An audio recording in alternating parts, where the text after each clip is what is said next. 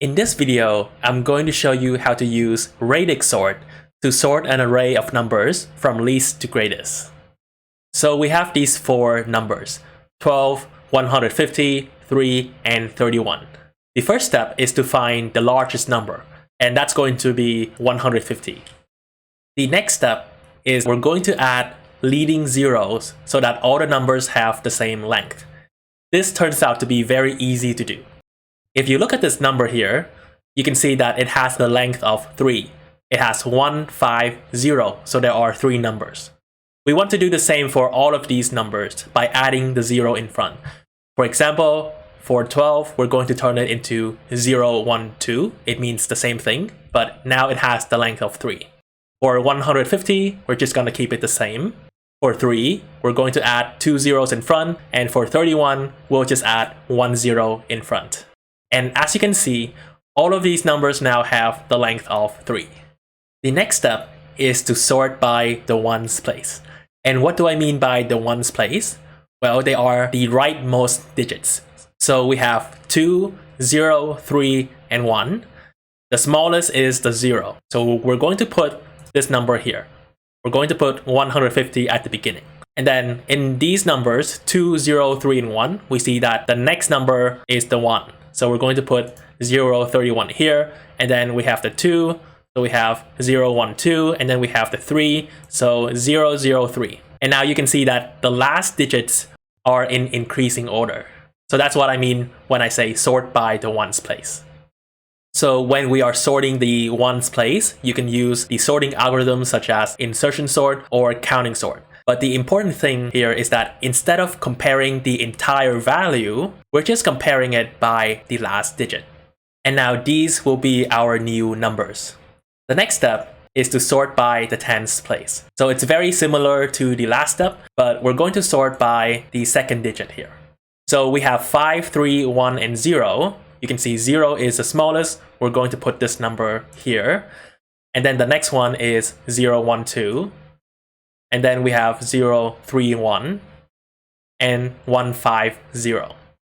And now these will be our new values. And can you guess what the last step is? Well, it's going to be sorting by the hundreds place, which are these digits here. We have 0, 0, 0, and 1. So we're just going to grab this one and put it down here. Same for this one, and the one into the last place. Don't forget to update our new values. And we're almost done. What we're going to do now is get rid of these leading zeros. And you will end up with 3, 12, 31, and 150. So at this point, Radix sort is finished, and now we have the array with the sorted numbers. Now in the Radix sort code, you will see that there is a formula. And that formula is d is equal to num, and this is integer division by a variable called exp mod 10. And don't worry, it's not as hard as it looks. I'm going to explain what it does. So what actually happens in Radix sort is instead of adding the leading zeros, what it does is it uses this formula to extract the digit. Okay, so this d here, it stands for digit. And before I show you an example, let's go through what these symbols mean. So this is the modulus symbol, and the modulus symbol gives the remainder. For example, if you have 5 divided by 3, that's going to be equal to 1 with a remainder of 2. So 5 mod 3 is going to be equal to that remainder, which is 2. The / symbol is the integer division, and it basically rounds down to the nearest integer. So if you have 5 divided by 3, that's also equal to approximately 1.66. So 5 integer division by 3 is going to be equal to 1.66 rounded down to the nearest number, and that's going to be 1. And what is the exp variable going to do? Well, if we set it to 1, it's going to extract the ones place. If we set it to 10, it's going to extract the tens place digits. And if we set it to 100, it's going to get the hundreds place digits.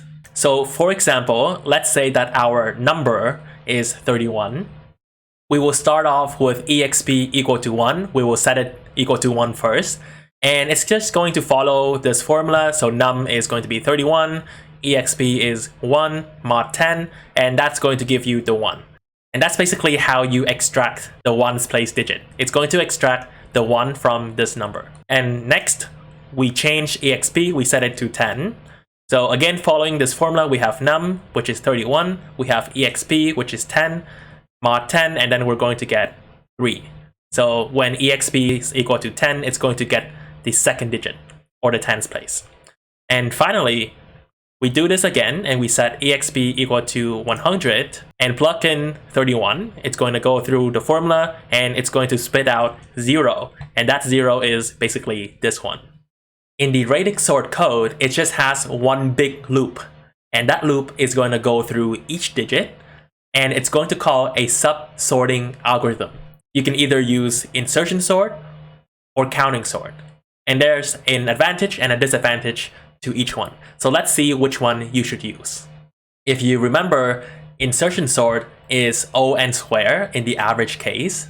Counting sort runs in n plus k, where k is the largest possible value in the array.